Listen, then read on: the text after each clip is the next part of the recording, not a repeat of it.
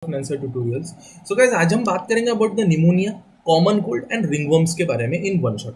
तो सबसे पहले बात करते हैं निमोनिया के बारे में। So what is this pneumonia? It is an inflammatory condition of our lungs और एल्वियोलीज ऑफ द लंग। मतलब यहाँ पर आपके लंग्स और एल्वियोलीज जो रहते हैं वो डैमेज हो जाते हैं। ठीक है, अब होता क्या है कि ये जो आपके एल्वियोलीज होते हैं गाइस, ये इन्फ्लेम्ड हो जाते हैं, सूज जाते हैं, जिस वजह से होता क्या है कि alveoli which are surrounded with the blood vessels, उन ब्लड में से जो प्लाज्मा रहता है गाइस, वो एल्वियोलिस में आता है और एल्वियोलिस से फिर धीरे धीरे आपके लंग्स में वो प्लाज्मा भर जाता है। सरल सी भाषा में कहा जाए तो हम कहते हैं निमोनिया में लंग्स में पानी भर जाता है। वो पानी नहीं होता है गाइस, उसे हम क्या कहते हैं? प्लाज्मा। वो प्लाज्मा भर जाता है। अगर आप चाहते हो कि निमोनिया होता कैसा है तो आप आई बटन पर क्लिक कर कर देख सकते हो कि निमोनिया होता कैसे है, या फिर उसकी लिंक मैंने डिस्क्रिप्शन बॉक्स में दे दी है। ठीक है, उसके बाद it is caused by viruses like influenza virus, adenovirus, para-influenza virus and respiratory syncytial virus. Influenza virus जैसे हीमोफिलस इन्फ्लुएंजा वायरस, इससे सबसे ज़्यादा निमोनिया के पेशेंट्स आपको मिलते हैं। ठीक है, एज वेल एज गाइस आज के टाइम पे कोरोना वायरस से भी निमोनिया होता है। ओके, उसके बाद बात करें बैक्टीरिया की तो स्ट्रेप्टोकोकस निमोनिया एक ऐसा बैक्टीरिया है जिससे निमोनिया होता है। और फंगल पैथोजन की बात करें तो निमोनिसिस्टिक जिरोविसी एंड निमोनिसिस्टिक क्रीनी, इनसे क्या होता है? निमोनिया होता है। तो निमोनिया सिर्फ और सिर्फ गाइस वायरसेस, बैक्टीरिया, फंगस से ही नहीं, तो ये केमिकल बर्न्स और फिजिकल इंजुरीज से भी होता है। अब केमिकल बर्न से कैसे हो सकता है?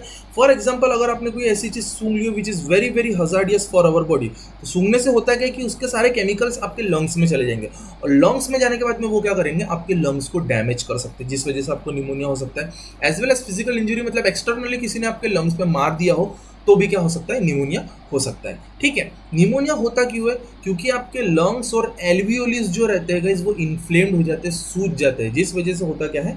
निमोनिया होता है। फिर गाइस इसके जो साइंस और सिम्टम्स रहते हैं वो क्या होते हैं कि सबसे पहले तो गाइस कफ प्रोड्यूस येलो और ग्रीनिश सेप्टम और फ्लैगन। मतलब सेप्टम और फ्लैगन मतलब क्या? जिसे हम कहते हैं बलगम। तो येलो और ग्रीनिश कलर का सेप्टम और फ्लैगन जो रहता है वो बाहर निकलता है जब भी आप खांसते हो। उसके बाद हाई फीवर, बहुत ज़्यादा बुखार हो सकता है। शॉर्टनेस ऑफ ब्रीथ, जिसे डिप्सनिया कहते हैं। शॉर्टनेस ऑफ ब्रीदिंग यहाँ पर होती क्यों है? क्योंकि गाइस हुआ क्या है, आपके एल्वियोलिस इन्फ्लेम्ड हो गए, और एल्वियोलिस का काम क्या है? Exchange of the gases. लेकिन यहाँ पर एल्वियोलिस जब इन्फ्लेम्ड हो गए तो गैसेस का एक्सचेंज हो पाएगा क्या? नहीं, गैसेस का एक्सचेंज नहीं हो पाएगा तो आप सांस बराबर ले पाओगे क्या? नहीं, इसलिए shortness of breathing. As well as guys यहाँ पे हाइपोक्सिया भी होता है। हाइपोक्सिया मतलब होता क्या है कि ब्लड के अंदर में, खून के अंदर में आपके ऑक्सीजन की कमी हो जाती है और जिसे हम क्या कहते हैं? हाइपोक्सिया। वो भी क्यों होता है? Because alveoli are not working, because the function of alveoli exchange of the gases. Okay, उसके बाद चेस्ट पेन ड्यूरिंग ब्रीदिंग और कफिंग। अब चेस्ट में पेन होता क्यों है? क्योंकि गाइज आपका जो रेस्पिरेटरी ट्रैक्ट है वो आपके चेस्ट से होते हुए जा रहा है। अब होता क्या है कि ये जो रेस्पिरेटरी ट्रैक्ट रहता है वो इन्फ्लेम्ड हो जाता है। इन्फ्लेम्ड होने की वजह से होता क्या है कि बहुत ज़्यादा म्यूकस वहाँ पे भर जाता है। अब इन्फ्लेमेशन हुआ है मतलब वो सूज गया, और सूजेगा तो होगा क्या? दर्द होगा।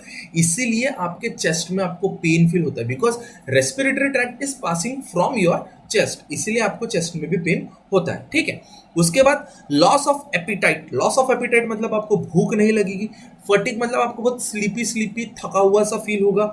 हेडेक मतलब आपके सर में दर्द होगा। वॉमिटिंग, उल्टी आएगी। जॉइंट पेन, जॉइंट्स में पेन होगा, हड्डियों में पेन होगा। उसके बाद मसल एक मतलब मसल्स में पेन होगा। ठीक है, तो ये क्या है गाइज इसके सिम्टम्स है। गाइज बात करते हैं इसके मोड ऑफ ट्रांसमिशन की।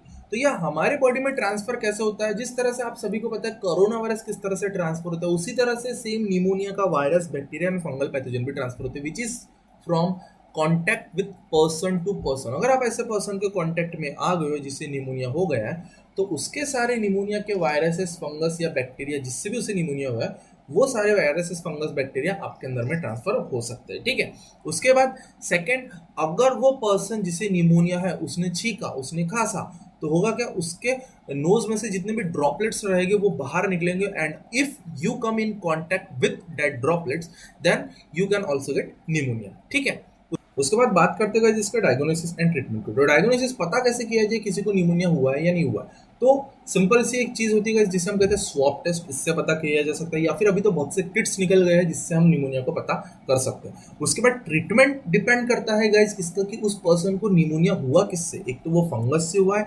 वायरस से हुआ है, या बैक्टीरिया से हुआ है। अगर किसी पर्सन को बैक्टीरिया से निमोनिया हुआ है तो उसके लिए जो मेडिसिन है वो क्या है? Antibiotics like benzyl, penicillin, ampicillin and क्लोरोफिनोलिक are effective as well as अगर उस पर्सन को वायरस से निमोनिया हुआ है तो उसके लिए गाइस एक मेडिसिन होती है जिसे हम कहते हैं हाइड्रोक्सी क्लोरोक्विनोन, ये मेडिसिन भी यूज की जाती है, ठीक है। उसके बाद नेक्स्ट होता है गाइस इसके प्रिवेंशन एंड कंट्रोल्स। तो प्रिवेंशन एंड कंट्रोल मतलब इसके रोका कैसा जाए, तो वो होता है सबसे पहले तो वैक्सीनेशन बहुत ज़्यादा ज़रूरी होती है। बचपन में अगर हमने वैक्सीनेशन ले लिया है तो हमें कभी भी निमोनिया हो नहीं सकता। और वही अगर हम बात करते हैं virus which is Haemophilus influenza, इसके लिए भी वैक्सीन निकली है, और स्ट्रेप्टोकोकस निमोनिया इसके लिए भी वैक्सीन निकली है। और ये दोनों की वैक्सीन अगर हमें पैदा होने के बाद दो तो वो बहुत ज़्यादा इफेक्ट कर सकते हैं कि उन्हें कभी भी निमोनिया ना हो। ओके, सो ये था गाइस अबाउट द निमोनिया के बारे में। अभी हम बात करते हैं अबाउट द कॉमन कोल्ड के बारे में। गाइस कॉमन कोल्ड एक ऐसी डिजीज है जो सभी को हुई है, ऐसा कोई भी नहीं जिसे कभी कॉमन कोल्ड हुआ ना हो। विंटर के टाइम पे सभी को सर्दी खांसी बुखार होता है, ये वही चीज होती है, ठीक है। कॉमन कोल्ड किस चीज को इन्फेक्ट करता है, तो ये इन्फेक्ट करता है आपके upper respiratory reason. Upper respiratory reason मतलब क्या, उसमें क्या क्या इंक्लूड होते हैं, तो वो होता है गाइस आपके एक्सटर्नल लेयर्स, आपके नेजल चेम्बर्स, आपके इंटरनल लेयर्स, आपका फेरिंग्स और आपके लैरिंग्स का ऊपर वाला हिस्सा, मतलब जो आपके वोकल कॉर्ड्स के ऊपर वाला हिस्सा होता है, वो सारी चीजें अपर रेस्पिरेटरी रीजन में लोकेटेड होते हैं। ओके, इसे नेजोफेरेंजाइटिस भी कहा जाता है। ओके, उसके बाद it is caused by a group of viruses known as rhino viruses and corona viruses. Guys corona virus, आप सभी इस चीज से बहुत फेमिलियर हो गए हो कि कोरोना वायरस करता क्या है। अगर आप कोरोना वायरस के बारे में ज्यादा जानना चाहते हो तो आप कोरोना वायरस की प्लेलिस्ट में जाकर देख सकते हो, या फिर मैं उसकी लिंक डिस्क्रिप्शन बॉक्स में दे दूंगा, ठीक है।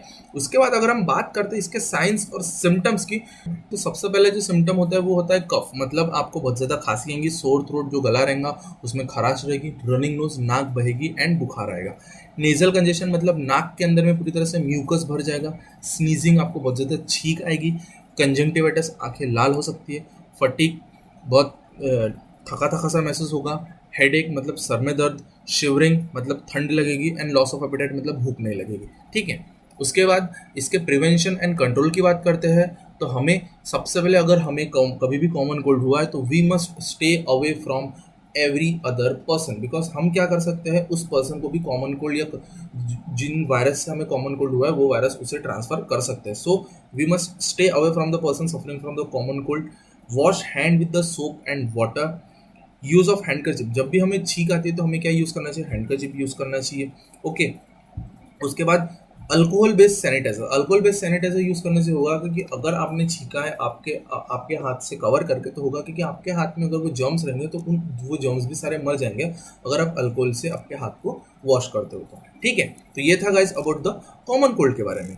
अभी हम बात करते हैं अबाउट द रिंगवर्म्स के बारे में। रिंगवर्म जिसे डर्मेटोफाइटोसिस भी कहा जाता है, हिंदी में हम कहें तो इसे दाद कहते हैं और मराठी में इसे गचकरण कहा जाता है, ठीक है। अब ये होता किनसे, तो गाइस ये होता है फंगल इन्फेक्शन से, और ये फंगल इन्फेक्शन होने के कारण सिर्फ और सिर्फ हम होते हैं, बिकॉज गाइस फंगस हमारे बॉडी में हमेशा ही प्रेजेंट रहता है, लेकिन हम जब भी नहाते हैं ये फंगस हमारे बॉडी से वॉशअप हो जाता है, जिससे हमें कुछ भी प्रॉब्लम नहीं होती। लेकिन अगर हम प्रॉपरली अपने बॉडी को वॉश नहीं करते, हम प्रॉपरली बात नहीं करते, तो होगा क्या कि ये फंगस हमारे बॉडी पे ही रहेगा, और फिर ये फंगस करता क्या है, हमारे बॉडी के ऊपर में फीड करता है। फीड किस पे करता है, तो गाइस वो फीड करता है हमारे स्किन में प्रेजेंट प्रोटीन, जिसे हम केराटिन कहते हैं, जो हमारे नेल्स और हेयर्स में भी प्रेजेंट रहता है। और ये जिन फंगस से होता है उन फंगस का नाम है ट्राइकोफाइटन एंड माइकोस्पोरम। ये दो फंगल स्पीसीज है जिनसे क्या होता है, ये डर्मेटोफाइटोसिस होता है, ठीक है। उसके बाद साइंस एंड सिम्टम्स की बात करें, तो सबसे पहला जो साइन होता है डर्मेटोफाइटोसिस का, अगर वो आपके स्किन पे हुआ है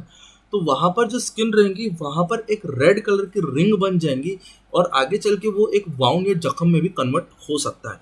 ओके, उसके बाद जो नेक्स्ट सिम्टम होता है वो क्या होता है कि there will be the appearance of dry and scaly lesions on the various parts of the body, मतलब स्किन बहुत ज़्यादा ड्राई और उसमें से स्किन की जो परतें रहेंगी वो बाहर निकलते रहेगी।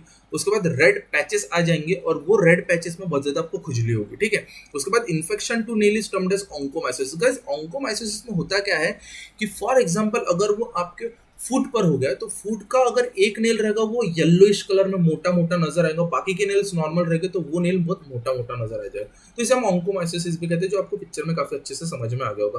उसके बाद athlete foot is the fungal infection. ये भी कैसे बहुत कॉमन इन्फेक्शन होता है कि जहाँ पर अगर आप बहुत ज्यादा पानी में रहते हो, अगर आपका फुट बहुत ज्यादा वाटर में रहता है, या फिर आप ऐसे शूज पहनते हो जो बहुत ज्यादा टाइट है, तो होता क्या है कि फुट में स्वेटिंग होती है, और वो स्वेटिंग से होता क्या है कि आपके फुट में फंगल इन्फेक्शन हो सकते हैं। ओके, सो ये सारे साइंस एंड सिम्टम्स होते हैं ऑफ रिंगवर्म्स और डर्मेटोफाइटोसिस। अभी बात करते हैं इसके मोड ऑफ ट्रांसमिशन की, तो जी गाइस रिंगवर्म जो होता है वो ट्रांसफर कैसे होता है, अगर हम किसी इन्फेक्टेड पर्सन के क्लोथ्स या फिर उसकी कोम या फिर उसके जो भी यूटेंसिल्स है उनको इस्तेमाल करते हैं तो वो हमारे अंदर में आ सकता है, रिंगवर्म्स का इन्फेक्शन हमको भी हो सकता है। ओके, उसके बाद अगर उस पर्सन से हम बहुत क्लोज कॉन्टैक्ट में रहते, उससे हैंडशेक करते, उससे हक करते हैं तो भी आपको रिंगवर्म्स हो सकते हैं। नेक्स्ट जो होता है वो होता है इसका डायग्नोसिस एंड ट्रीटमेंट। तो डायग्नोसिस जो होता है वो फिजिकली हम देखकर बता सकते हैं कि उस पर्सन को डर्मेटोफाइटिस हुआ है या नहीं हुआ है। और ट्रीटमेंट के लिए कुछ ड्रग्स है जैसे निस्टैटिन, फ्लूकोनाजोल एंड इट्रैकोनाजोल, ये कुछ टाइप के ड्रग्स है जो फंगल इन्फेक्शन के टाइम पे दिए जाते हैं। ओके, उसके बाद हम बात करते हैं इसके प्रिवेंशन एंड कंट्रोल की। तो हमें कभी भी किसी और के कपड़े पहनने नहीं चाहिए, एज वेल एज किसी और के स्पोर्ट्स इक्विपमेंट स्पेशली उसके शूज एंड उसके सॉक्स कभी भी इस्तेमाल करने नहीं चाहिए। ओके, उसके बाद हमें प्रॉपरली अपने क्लोथ्स को वॉश करना चाहिए, हफ्ते में एक बार या फिर 2 बार हमें अपने क्लोथ्स को हॉट वाटर विद फंगिसिडल सोप से वॉश करना चाहिए, जिससे होगा क्या कि सारे फंगस और पैथोजेंस मर जाएंगे। ओके, सो यही था guys about the pneumonia, common cold and रिंगवर्म्स के बारे में। Thank you so much, please like, subscribe and share my